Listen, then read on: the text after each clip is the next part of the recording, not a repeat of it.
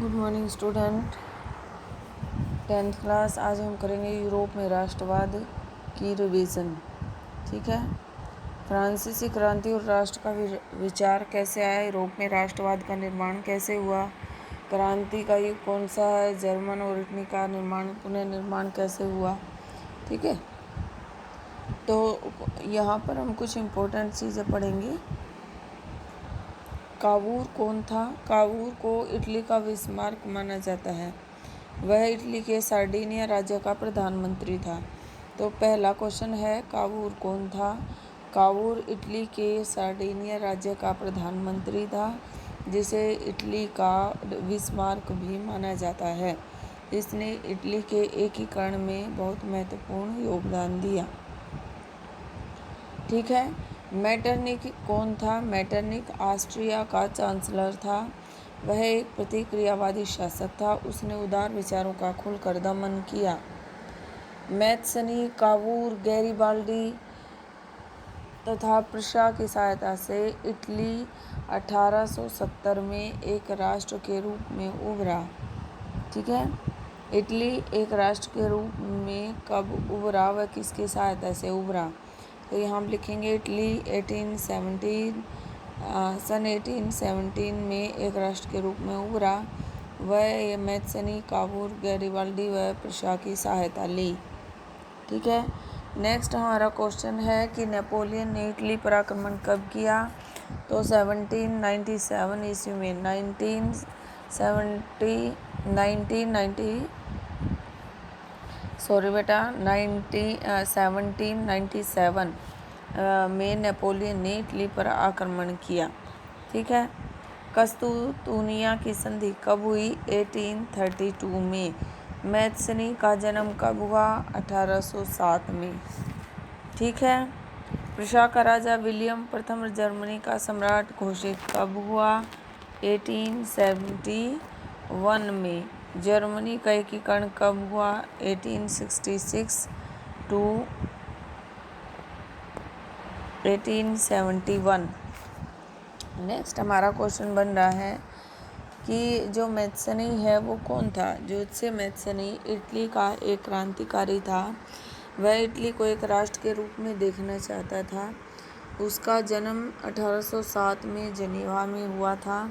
वह कार्बोनारी के गुप्त संगठन का सदस्य था। 24 वर्ष की आयु में लिगुरिया में क्रांति करने के कारण उसे बहिष्कृत कर दिया गया। तत्पश्चात उसने दो अन्य भूमिगत संगठनों, मार्सेई में यंग इटली और बर्न में यंग यूरोप की स्थापना की। यंग यूरोप के सदस्य पोलैंड, फ्रांस, इटली, जर्मनी राज्य के युवा थे। उनके विचार एक जैसे थे। मैथ्सनी का मानना था कि ईश्वर की इच्छा के अनुसार राष्ट्र ही मनुष्यों की प्राकृतिक इकाई है।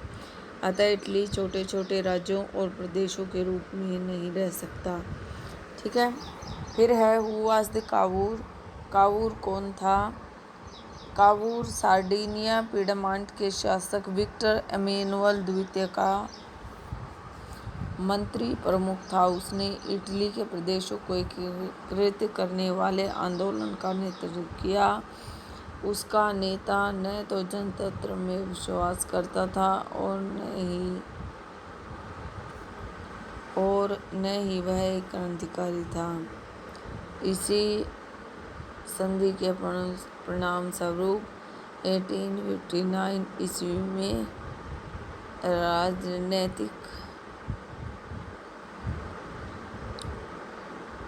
राजनीतिक सार्डिनिया पिडमांट ऑस्ट्रियाई सेना को हराने में सफल रहा था।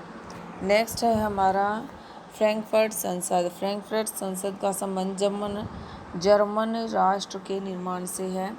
18 मई 1848 को विभिन्न जर्मन प्रदेशों के 1831 निर्वाचित सदस्यों ने एक जुलूस में भाग लिया और अपना स्थान ग्रहण किया फ्रैंकफर्ट संसद में।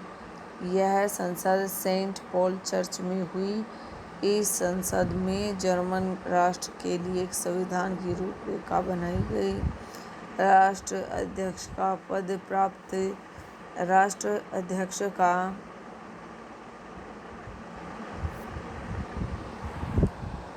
पद प्राप्त करने के लिए युद्ध लड़े गए। ठीक है। राष्ट्रवादी संघर्षों में महिलाओं की भूमिका। राष्ट्रवादी संघर्षों में महिलाओं की अपनी विशेष भूमिका रही है। उन्होंने अपने राजनीतिक अधिकारों की प्राप्ति के लिए संघर्ष किया। इस उद्देश्य से अपने राजनीतिक संगठन बनाए और समाचार पत्र निकाले। उन्होंने राजनीति की प्राप्ति के लिए संघर्ष किया तथा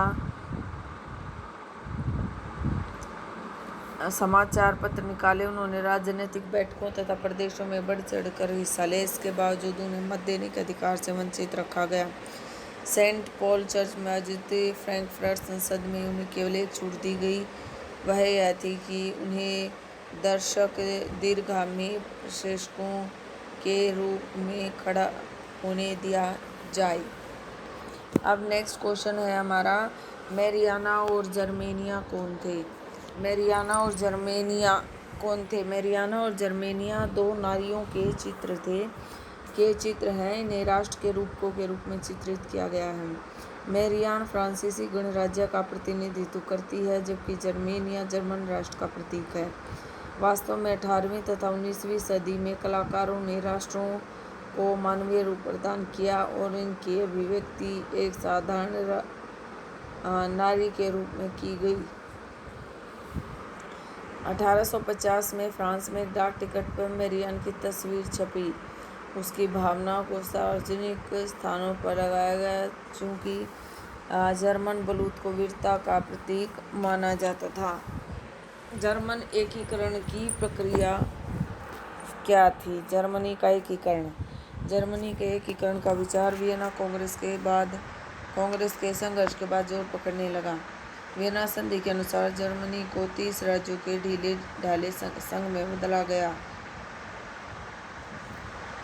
जर्मन देशभक्तों ने संघ को दृढ़ बनाने के अनेक प्रयास किए। 1848 की क्रांति के मध्य फ्रैंकफर्ट की पार्लियामेंट ने जर्मनी को एकता के सूत्र में बांधने का प्रयास किया, परंतु प्रुशिया के राजा के कारण यह लक्ष्य पूरा न हो सका। वास्तव में जर्मनी के एकीकरण के मार्ग में अनेक बाधाएं थीं।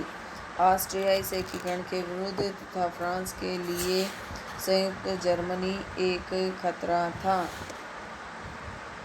स्वयं अनेक जर्मन वासी भी इस एकता के विरुद्ध थे। नेक्स्ट हमारा जो क्वेश्चन बन रहा है, नेपोलियन संहिता किसे कहा जाता है? नेपोलियन फ्रांस का सम्राट था। उसने अपने शासन वाले क्षेत्रों पर शासन व्यवस्था को कुशल बनाने के लिए अनेक सामाजिक प्रशासनिक सुधार किए। पहला, नेपोलियन ने 1804 में नई नागरिक संहिता लागू की। यह संहिता नेपोलियन संहिता के नाम से भी जानी जाती है। जन्म पर आधारित विशेषाधिकार समाप्त कर दिए गए। नेपोलियन के प्रशासन के विभाजन को सरल बनाया गया। सामंती प्रणाली को समाप्त कर दिया गया। किसानों को भूदास्ता या जमींदारों को लागू करों से मुक्ति दिलाई। पूरे देश में एक ही राष्ट्रीय मुद्रा प्रचलित की गई, जिससे व्यापार को बढ़ावा मिला।